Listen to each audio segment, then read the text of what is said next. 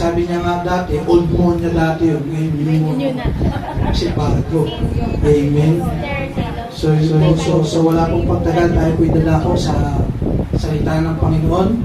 Tayo po'y makipagbukas sa Awit, chapter 1, verse 1 to 3. Ang pamagat po ng ating pag-aaralan sa mga ganito ay live a godly life.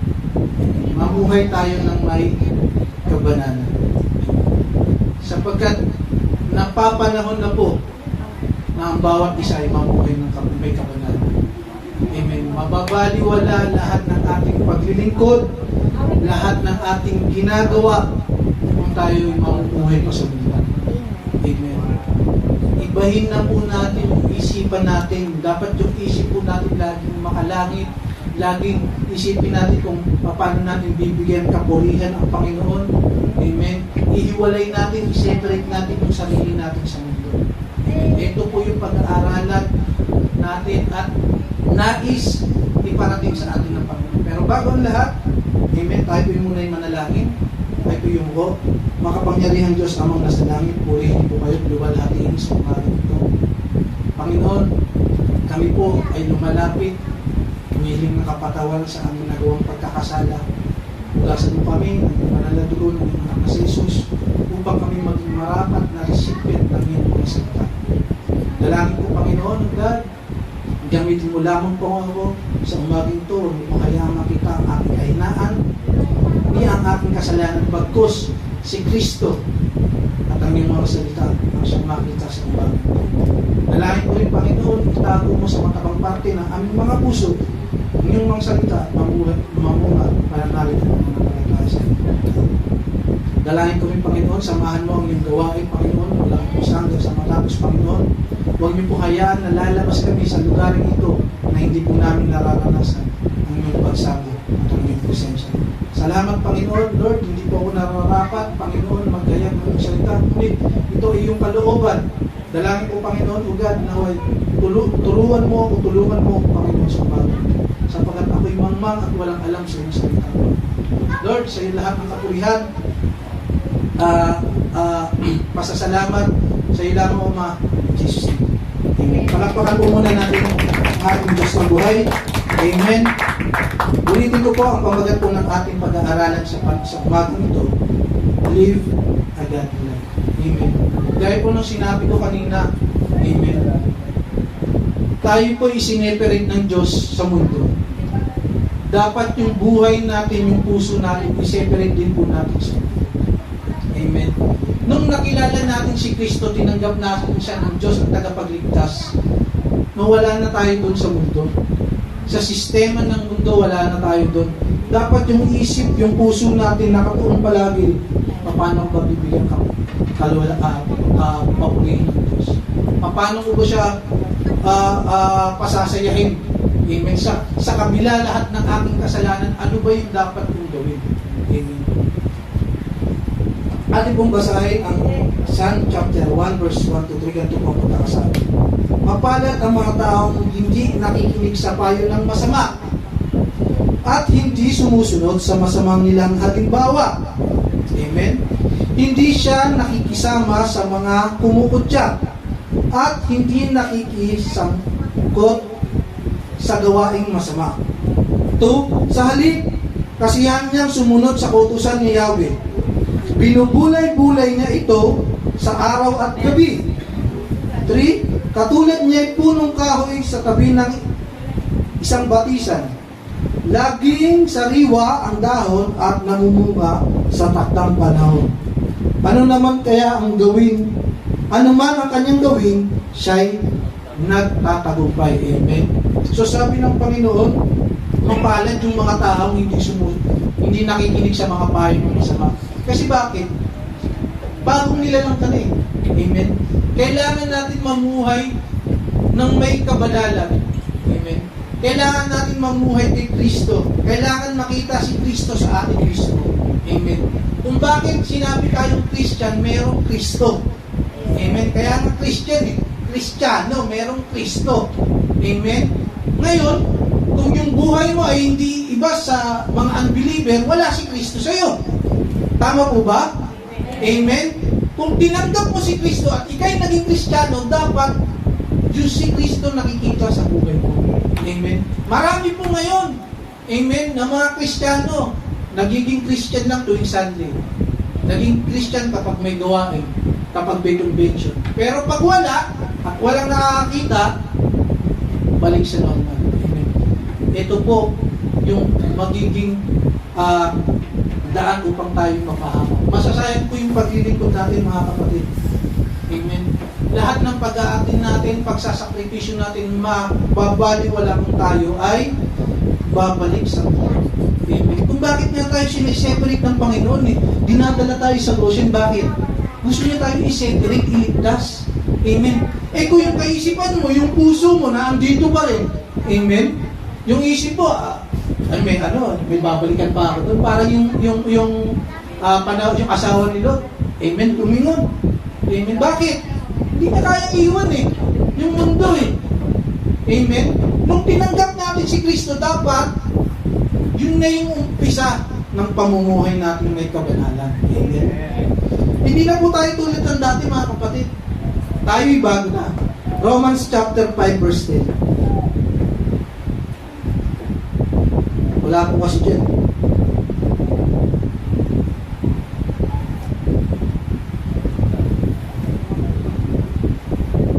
Amen. Dati tayo'y makaaway ng Diyos. Amen. Ngunit tinanggap na niya tayo bilang mga kaibigan sa pamamagitan ng pagkamatay ng kanyang anak.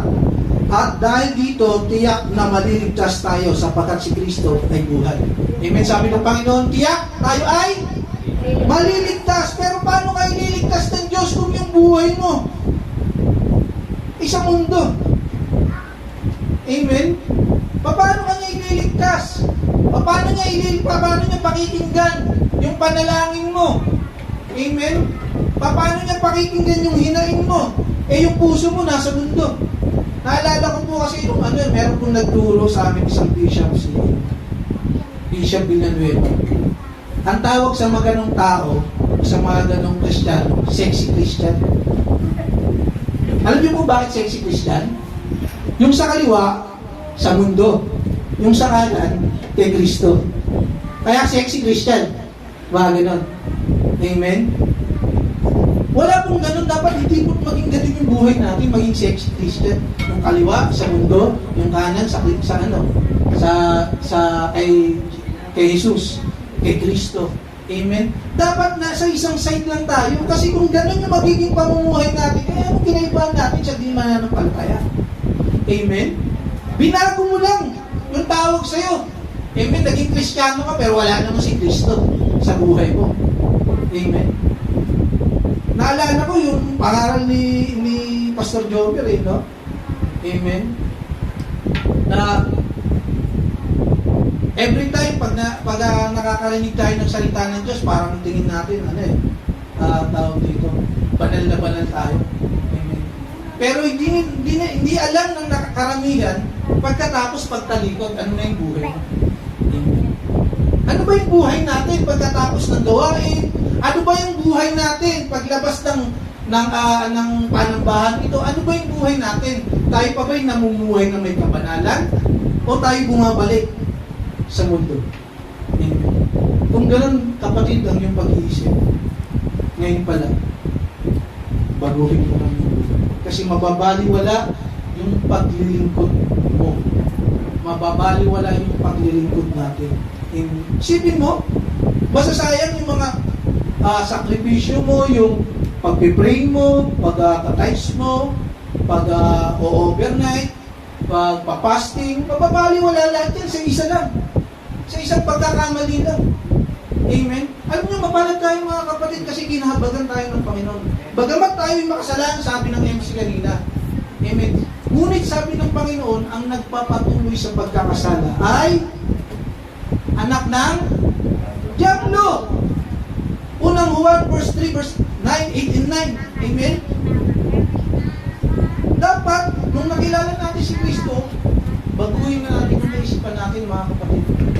Kung bakit ako po, nalulungkot po ako kasi nga, nalalapit ang aming pagpunta sa Goshen ni Pastor Jover. mga October 3, pupunta na po kami doon. Nalulungkot po ako sa part ko kasi yung family ko, kahit anong convince ko, ayaw. Ayaw sumama. Masakit po sa part ko kasi magulang ako. Alam niyo po, gaya ng mga sinabi ko po sa inyo, masakit sa isang ama na iiwanan yung mga anak parang ang dating ano yung responsibilidad mo para sa kanila. Inalis mo. Amen. Pero hindi po yun yung point eh. Ang question doon, sino ba yung susundin mo? Ang Diyos ba na lumikha sa'yo at sa nagbigay ng pamilya mo o yung pamilya mo? Alam niyo po, napakahirap. Tutusin lang po. Kung kayo po siguro nasa part ko, baka hindi nga po kayo sumama eh. Pero mo sa pamilya ko, ako lang sasama. At si Pastor Jomer, sipin niyo yan. Yan dami namin. 10 kami magkakapatid. Magulang ko pa. Nanay tatay ko, yung pamangkin ko. Yung anak ko, yung asawa ko. Sipin mo yan. Amen? Masakit po sa part namin. Init. Hindi po kami itong tinawag ng Panginoon. Pastor Jomer na halos araw-araw sinasabihan yung mga magulang ko. Amen? Iba yung faith nila. Amen? Iba yung kanilang paniniwala. Sapagkat totoo naman yung sinasabi nila na hindi tayo papabayaan ng Panginoon. Pero nagbigay ang babala ang Diyos eh. Amen? Kasi kung ililigtas pala tayo ayon sa ating pananampalataya, hindi na sana nagbigay ang babala ang Diyos. Sabihin lang ng Lord, okay, mananampalataya ka, gawin mo lang, mag-consent offering ka, mag-pray ka, mag-fasting ka, dyan ka lang sa church, huwag kang umalis, ililigtas ka. Sinabi ba ang Diyos ng gano'n? Amen? Wala. Nagbigay nga siya ng babalay kasi nga, may panahon. Naalala niyo po yung si Kristo umakyat ng bundok ba ng Olivo yun? Na yung isang sinalubong siya ng demon possessed. Sabi ng demonyo sa kanya, naparito ka ba? Sabi hindi pa namin panahon. Sabi siya, ibig sabihin, yung Jack yung mismo, alam niya na meron siya panahon. Amen?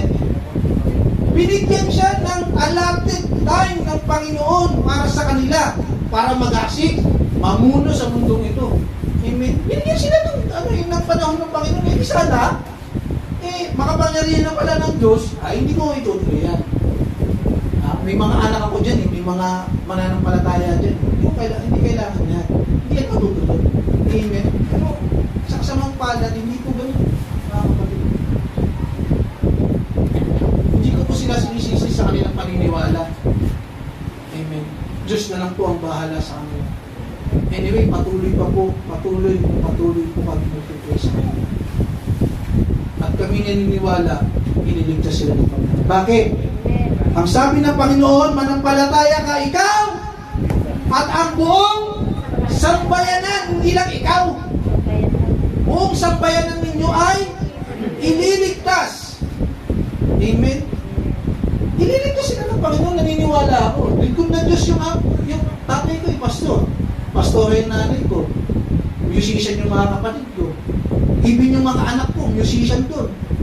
Yung panganay ko, nagda-drum. Yung pangalawa, kumakanta. Worship leader. Amen? Kasi ganun ko po sila pinalaki. Pinalaki ko po sila sa church. Amen? Kaya po sila ginagamit ng Panginoon sa Amen? Well, nalulungkot lang po ako. Kasi nga iba yung paniniwala. At mas sinusunod nila yung tatay ko. Yung kanyang perspective. Amen. Nakakalungkot po. Pero ganun pa man, ako'y naniniwala ililigtas sila ng Panginoon. Amen. Wala po yata ang kausap, palakpakan ko lang. Nung tayo po'y nakakilala kay Kristo, nabago na yung buhay natin, sinuot na natin si Kristo. Amen. Yung ugali ni Kristo, sinuot na natin. Amen. Wala na yung buhay natin dati. Diba dati tayo ay nagiinom, naninigarilyo, nagbababae, kung ano-ano, makamundo at kasalanan na ginagawa natin nung wala pa tayo sa Diyos. Nung nakilala natin sa Panginoon, binago na natin yung buhay natin. Amen. Inalis na tayo ng Diyos doon eh. Gusto mong bumalik eh. Gusto ka nga iligtas ng Panginoon eh, pero ayaw mo.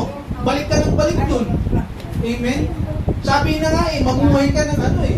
May kabanalan eh. Ayaw mong gawin. Bakit? Kasi hindi naman totoong pagsisisi yung ginagawa mo. Alam niyo po bakit gano'n? Hindi totoong pagsisisi yung ginagawa ng mga tao mo. Kung bakit bumabalik sila. Bakit? Kasi yung pagsisisi nila, kalahati lang. Hindi po. Amen? Kaya yung buhay nila kami. Amen? Dapat hindi po tayo maging ganun, mga kapatid. Ang sabi ng Santiago chapter 4 verse 4 ay ganito. Mga taksil, hindi ba ninyo alam na kapag nakikipagkaibigan kayo sa sanlibutan ay kinakaaway naman ninyo ang Diyos? Ang sino man nagnanais na maging kaibigan ng sanlibutan ay nagiging kaaway ng Diyos. Amen. Kaibigan lang yun ha. Mas mo kung nakisama ka pa. Kung ginagawa mo pa yung ginagawa ng sanlibutan. Yun, pakikisama pa lang yun. Amen. Pakikipagkaibigan pa lang yun. Kinakalaban mo na ang Diyos. Amen. Naunawaan niyo ba yung sinasabi ko? Amen. Nung tinanggap natin si Kristo, dapat namumuhay na tayo ng may kabanalan. Hindi na tayo babalik sa dati. Masasayang po yung paglilingkod. Yung pagkakakilala natin kay Kristo, masasayang ang lahat. Kaya kung ikaw ay tinatamaan sa salita ng Diyos sa panahon, sa oras na ito, kapatid, magbago. Amen. Hindi na po yung panahon. Hindi na po ito yung panahon na tayo babalik sa mundo. Huwag niyo pong hangarin maging kaaway ng Diyos. Kaaway ang Diyos.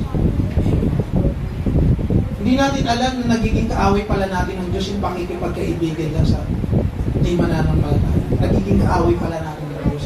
E paano kayo liligtas ng Diyos? Kaaway mo siya. Naiintindihan niyo po ba? Paano kayo liligtas ng Diyos? Paano kayo ra-rapture? Nakikipagkaibigan ka sa sanlibutan. Yung buhay mo ganun din, walang pagkakaiba. Tapos gusto mo ma-rapture? Amen? Kahit ako ang Diyos, hindi kita i-rapture eh. Sineseparate ka na ng Panginoon, iniiwas ka na nga doon. Ikaw naman, sinisiksik mo yung sarili mo. Sinasabi na nga, ganito, bawal yung ganito. Sige ka pa rin ng sige. Amen? Naunawaan niyo po ba ako? Kapatid, panahon na po natin na tayo ay mag-umapoy sa Diyos. Lumakad ng may kabanalan. Hindi po ito panahon ng pagbibiro, pagbabackslide, panghihina. Hindi po ito yung panahon. Nakikita natin malapit na dumating si Kristo. Amen. Pero yung buhay mo, walang pagbabago. And yet, gusto mong marapture. Amen. Ako po nalulungkot po ako kasi kukunti lang tayo. Masaya rin kasi nga yung ibang kapatid natin nasa Russia. At nagbubuo sila ng gawain. Mapasalamat po ako sa Panginoon. Pero tayo habang tayo nandito mga kapatid, baguhin natin yung buhay natin. Alam niyo po bakit?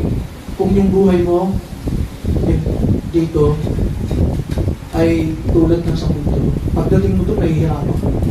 Alam niyo po, yung naranasan ni Brother Benjo, Brother Mario, Brother Briggs, Brother Byron, Brother Benji, na pagpunta lang doon, mahirap. Wala pa po yun sa darating na kapigatian sa atin. Alam niyo po, para tayong apoy. Para tayong lingkod. Dadaan sa apoy. Yung apoy, yun yung pagsubok. Kung bakit nga, merong 3.5 years, yung 3.5 years na yun na tribulation, dadaan tayo doon. Kasi yun yung last test, kung hanggang saan yung pananampalataya natin. Bibigay ka ba? Amen. Pipigilan ka ng asawa mo. Amen. Pipigilan ka ng mga anak mo. Pipigilan ka ng mga kaibigan mo, kung sino pa man. Para hindi pumunta ron o hindi makapagpatuloy sa paglilingkod. Papapigil ka ba? Alam niyo po, napakapalad niyo po, hindi po nararanasan yung nararanasan ko. Sobrang hirap. Napakahirap sa part tututusin lang po. Isipin niyo po yan minsan. Isipin niyo po. Iiwanan niyo yung pamilya niyo. Kasama mo sila mula ang isa. Ngunit, pagdating sa dulo,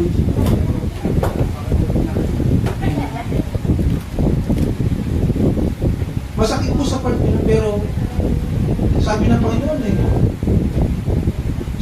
ang sino mang magmahal sa kanyang asawa, anak, kapatid, magulang na higit sa Diyos, walang karapatan ng karapatan. Ako nagpapasalamat sapagkat sa kabila ng ganitong pagsubok, binibigyan niya ako ng kalakasan, and yet siya yung pinipili. Dapat maging ganun din po. Diyos po yung piliin mo. Amen. Kapag pinili niyo po ang Diyos, wala po kayong talo. Kung yung mga magulang niyo, yung mga pamilya niyo, yung mga kapatid niyo, yung mga anak ninyo na iwan niyo, manampalataya po kayo, iligtas siya ng Panginoon. Diyos lang po yung piliin mo. Opo. Diyos po yung piliin mo. Huwag niyo pong piliin ang tao. Sapagkat kaya iligtas ng Diyos ang tao. Pero ang tao hindi niya kaya iligtas yung sa kanyang sarili. Tuloy po tayo. Dapat tayo po'y maging ganap.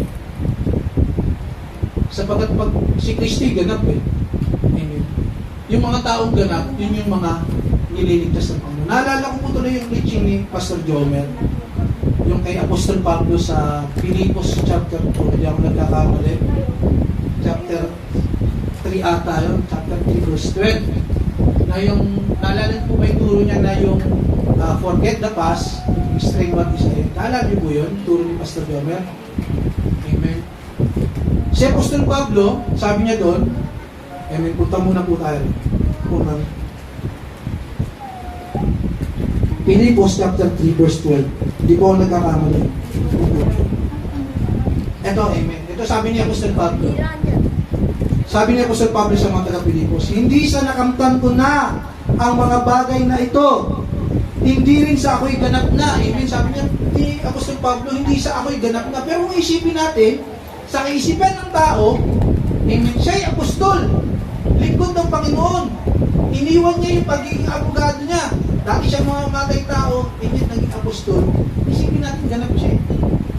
Pero siya hindi niya inisip yun.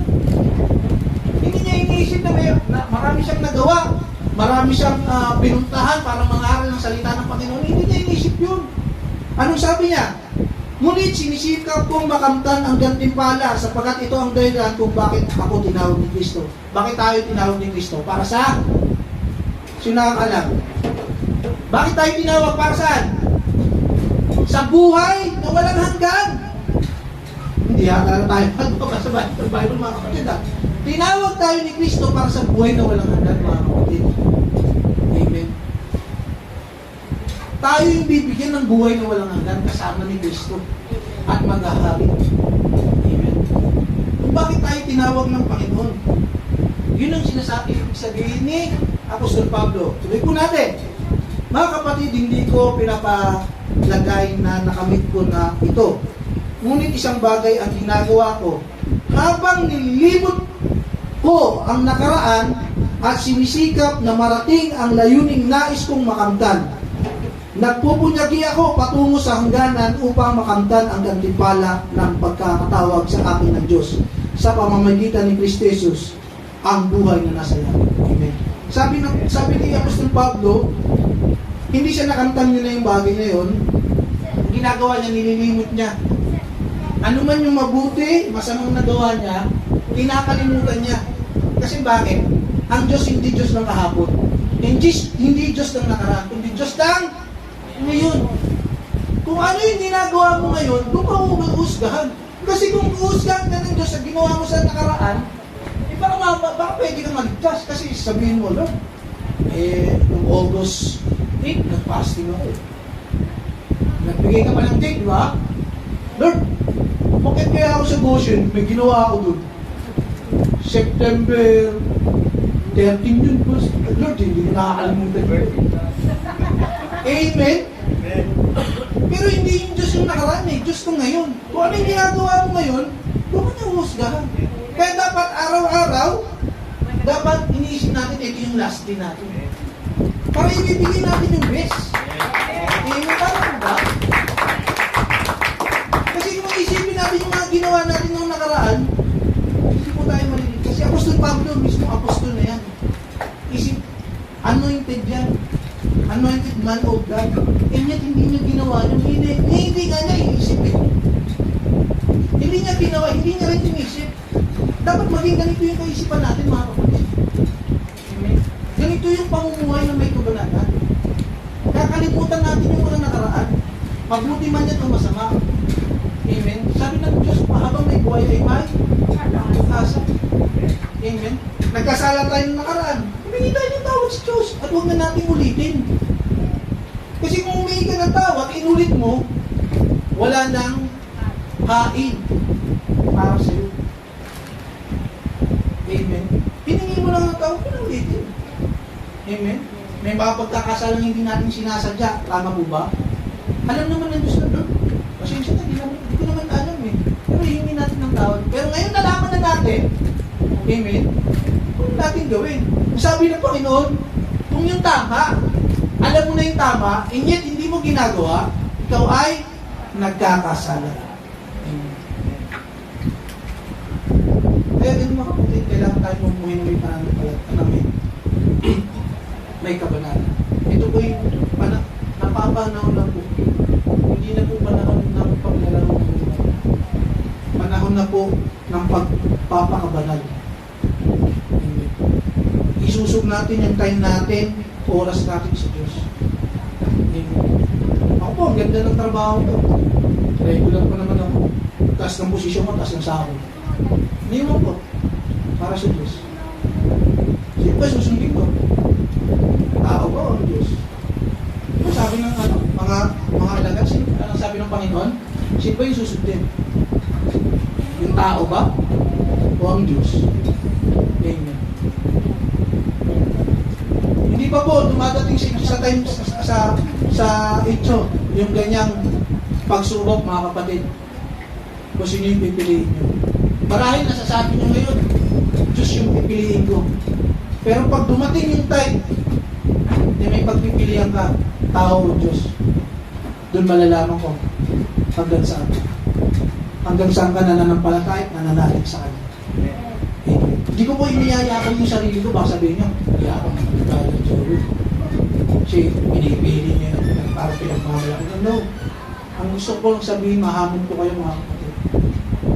Na yung buhay natin dapat kay Kristo na. Kung pinili natin si Kristo, wala nang no turning back. Siya sabi niya ni Sister Bell, no turning back. Amen. Pinili mo na si Kristo. Tuloy-tuloy mo na. Amen. Ba't ka mababalik? Amen. Eh si Kristo banal.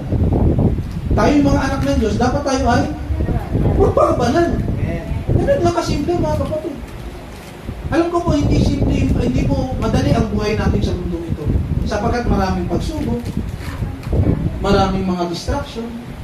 Hindi ko maiiwasan yan eh. Maraming problema. Amen. Sino po ba yung walang problema dito taas na kamay? Amen. Pero ang maganda po, kasama natin si Kristo. Amen. Alakaman po natin. Yun ang maganda mga kapatid. Kasama natin ang Diyos kahit anong hirap yung dumating. Alam natin, siya yung kasagutan sa lahat ng problema. Siya yung kasagutan sa lahat ng pangangailangan at pananalig natin. Amen. Saya. Amen. Wala kang makain, tawag ka sa Diyos. Amen. Nahihirapan ka sa buhay na ito, tawag ka sa Diyos. Bibigyan ka niya ng kapahingahan. Amen. Nahihirapan ka mag-desisyon, tumawag ka sa Lord. Ano ba yung dapat kong piliin? Kasi hindi naman magbibigay ang Diyos ng mali eh. Lahat lagi yan tama, papunta sa kaligtasan. Hindi papunta sa kapahamakan. Diablo lang yung gumagawa nun. Amen. Tuloy po tayo, mga kapatid.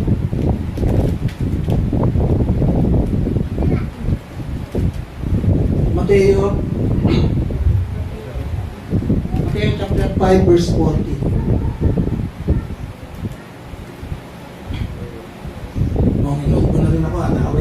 siguro na. Mahirap po pala ng yung nagpipreach. Mahirap po talaga, totosin po. Alam niyo po, noon pa gusto kong gawin pinagpapastor ako ng Pastor Jonah sa ng papa ko. Ayoko lang, alam niyo po kung bakit. Sobrang hirap mga kapatid. Akala niyo madali. Yung iba, gusto, mahirap po kung bakit. Magkamali ka lang ng isang salita. Pag narinig at na-adapt ng mga kaluluwa, pananagutan mo yung buhay nila. Totoo po yan. Pananagutan mo yung kaluluwa nila kung sila yung mapapahal. Ingit, mahirap kasi yung burden, yung pasanin ng mga kaluluwa. Lahat yan, pagpipray mo, isa-isa. Totoo po yan. Kami po si Pastor Elnas, Pastor Jonah, ganyan na. At nung nasa Hawaii po yung tatay ko, ako po yung humawak sa main.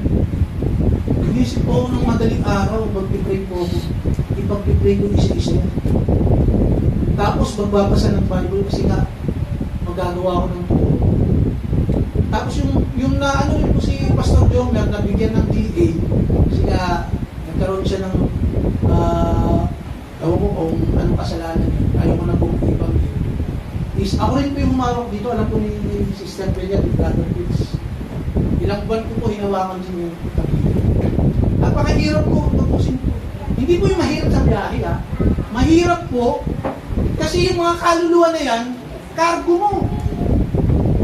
Amen? Cargo mo yan. Grabe po, lalo na kung hindi ka nagpipray. Atakihin ka na, atakihin. Amen. Eh, ikaw yung leader, ikaw namumuno eh. Siyempre yung leader, kapag bumagsak yan, bagsak ka. Amen. Pero hindi ko po hinahangat yung mga kapatid.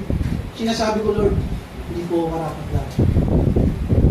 Hindi ako nagre-reklamo sa Diyos, ha? Pero sinasabi ko lang, Lord, hindi ako karapat lang. Alam niyo po, sabi ko sa kanya, yung buhay ko po, Alexei, makasalanan ako. Marami akong mga flaws. Minsan yung mga sinasabi ko, baka hindi ko pa magawa. Mahirap yun. Yung nangangaral ako, hindi mo ginagawa. Hirap po yun. Kasi alam ko yung kahinaan ko. Amen. Alam ko yung kailalagyan ko, pero pinipilit ko. Pinipilit ko mga kapatid. Minsan hindi talaga may iwasan. Minsan ka nagtatanong ako sa Lord, bakit gano'n? Lilingkod naman ako sa'yo. Pero ba't ganito yung nararanasan ko kayo na? Ba't ganito yung nararanasan kong problema? Ba't ganito yung nararanasan kong pagsubok? And yet, sinagot ako ng Panginoon. Sabi niya, anong karapatan mo para mo? Nung nilikha ko ba yung mundo, nasan ka? Nung nilikha ko kayo, nasan ka? Amen.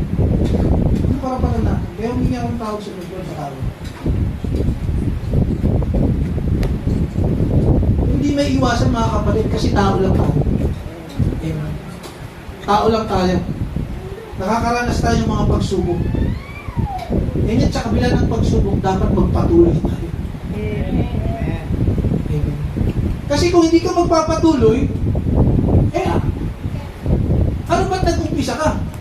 Sana hindi ka na lang, nung una pa lang, tumalikod ka na. Amen? Kaysa sa bandang huli, malapit na yung finish line, kaya ka pa babagsak, tatalikod. Amen? Nasayang lahat. Yung pagpapagal. Amen? Sabi ng Panginoon, kung isakdan ka ni Numan upang makuha ang iyong damit, hindi.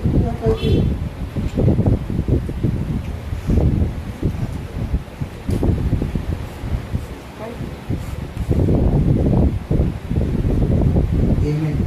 Mali mo pala.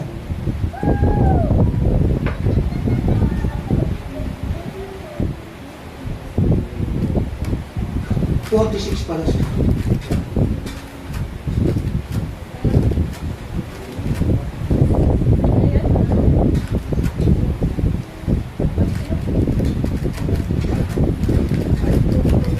Colossians chapter 3 verse 1. 3 verse 1.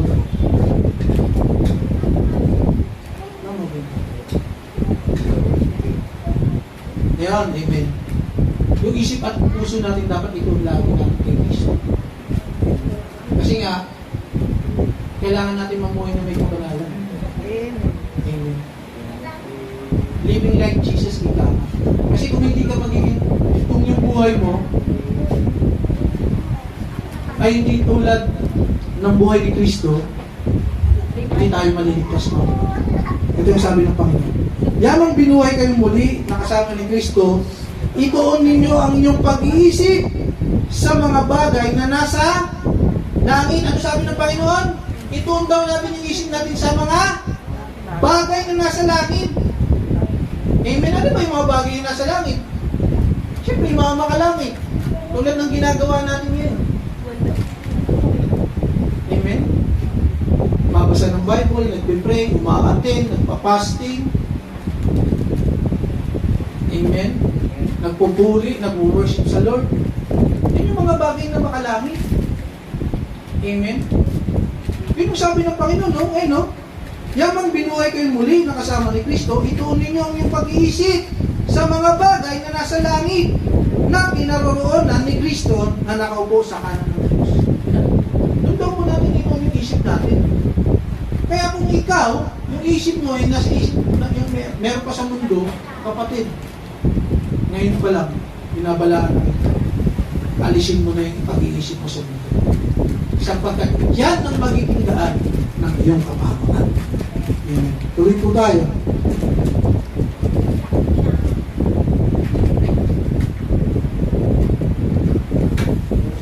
Malapit na tayo tapos. 1 Corinthians chapter 2 verse 12.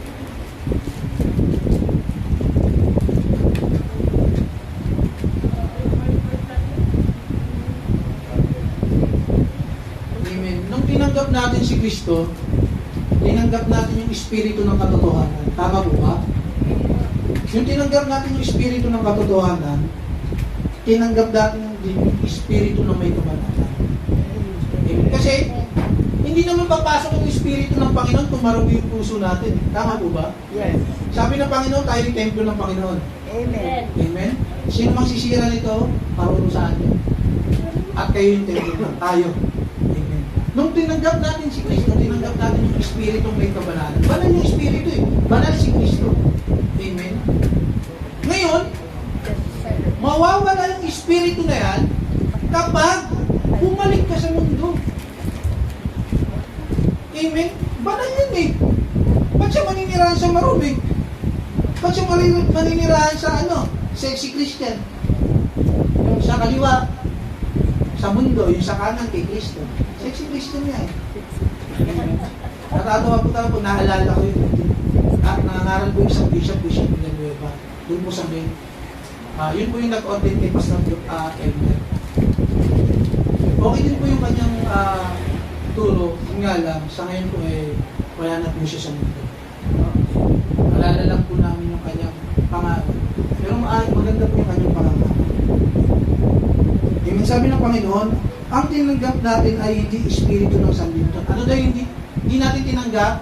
Yung Espiritu ng sanlibutan. Kundi ang Espiritu mula sa Diyos upang maunawaan natin ang mga kaloob niya sa atin. Maunawaan pala natin ang kaloob ng Diyos kapag tinanggap natin yung Espiritu ng Diyos. Ngayon, kung hindi mo maunawaan, ibang Espiritu yung nasa iyo. Kapatid, kung hindi mo maunawaan yung salita ng Panginoon, ibang Espiritu ang nasa sa iyo. Hindi yan Espiritu ng Diyos. Kaya kung hindi mo nauunawaan yung panawagan ng Panginoon sa umagang ito, hindi yan Espiritu ng Diyos. Espiritu ng kaawayan. Nung tinanggap natin yung Espiritu ng Diyos, yung Espiritu ng Diyos na yung magbibigay sa atin ng pag-uunawa.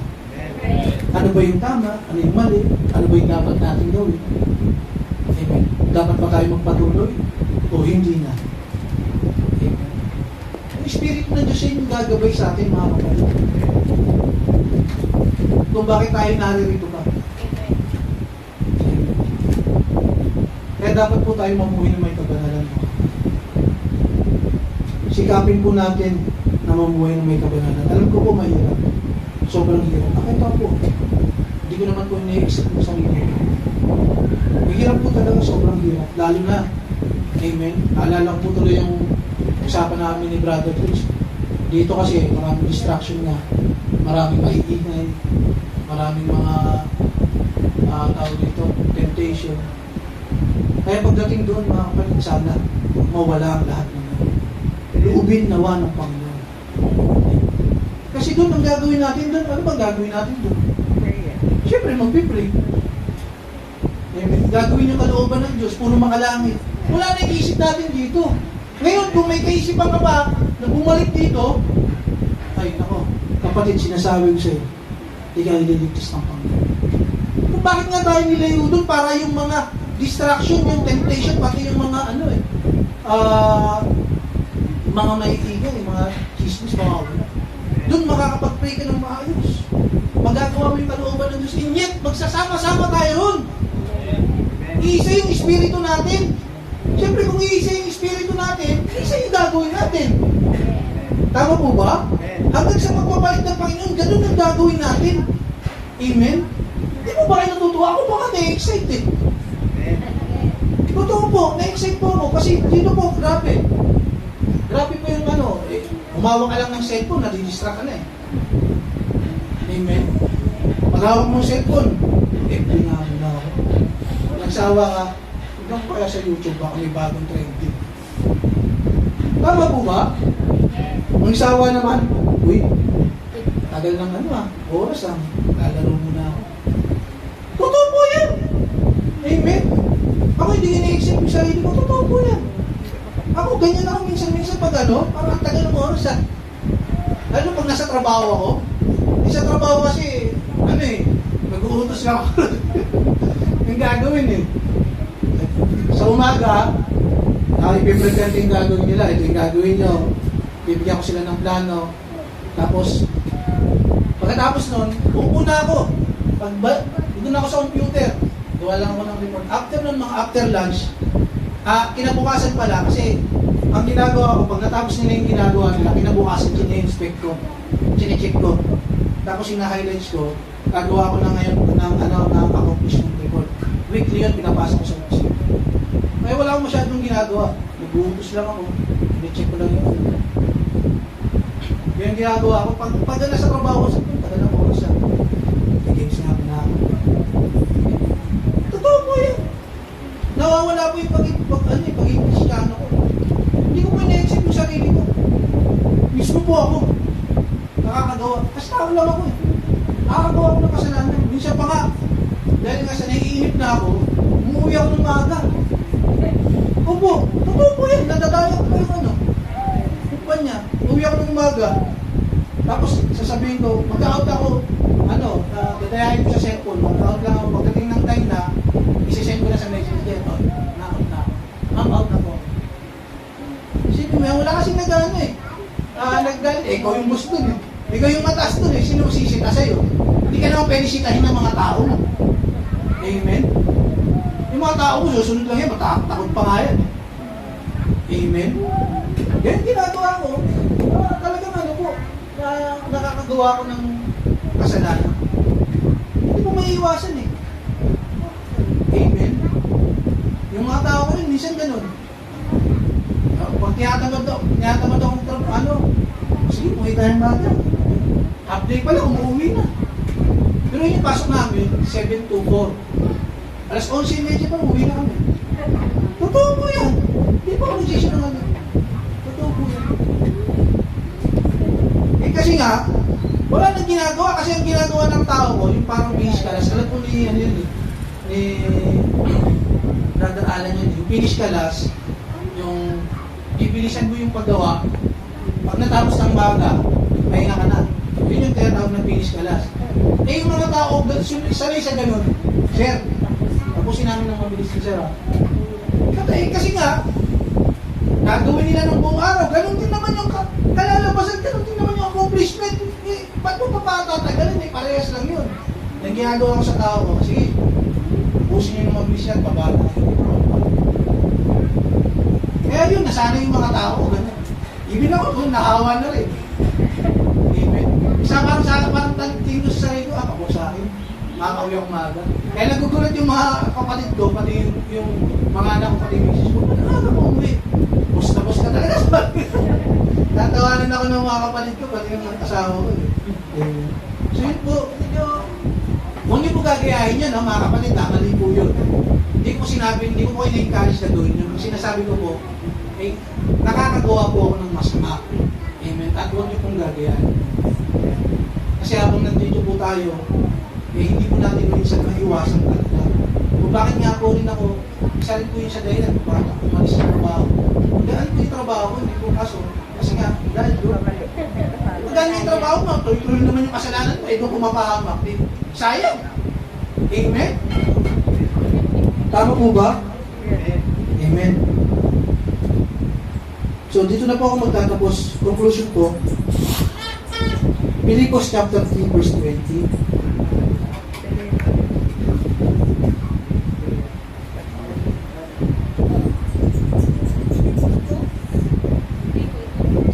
po, 3:20. Amen. Alam niyo po, tayo po'y hindi na taga-mundo. Sino po naniniwala ron? Na tayo hindi na taga-mundo? Tayo ay taga-langit na mga kapatid. Kung tayo taga-langit na, dapat mamuhay tayo ng may kabanalan sapagkat banal yung nasa langit. Amen. Amen. Kung tayo'y makalangit na, yung isip natin, puso natin, dapat makalangit na rin. Amen. Dito po ako magtatapos. Subalit sa kabilang dako, tayo'y mga mamamayan ng langit. Tayo po ay mamamayan ng langit. Dapat yung isip natin sa langit na. Tama po ba? Siyempre. Mula ro iniintay natin may pananabik ang Panginoong Jesucristo, ang ating tagapagligtas. Tayo po'y mamamayan ng langit. Kaya dapat po tayo ay mamuhay na may kabanalan. Sapagkat kung yung buhay mo ay buhay pa rin tulad ng mundo, hindi ka makalangit at hindi ka ililigtas ng Panginoong na nasa langit. Tayo po'y tumuyo.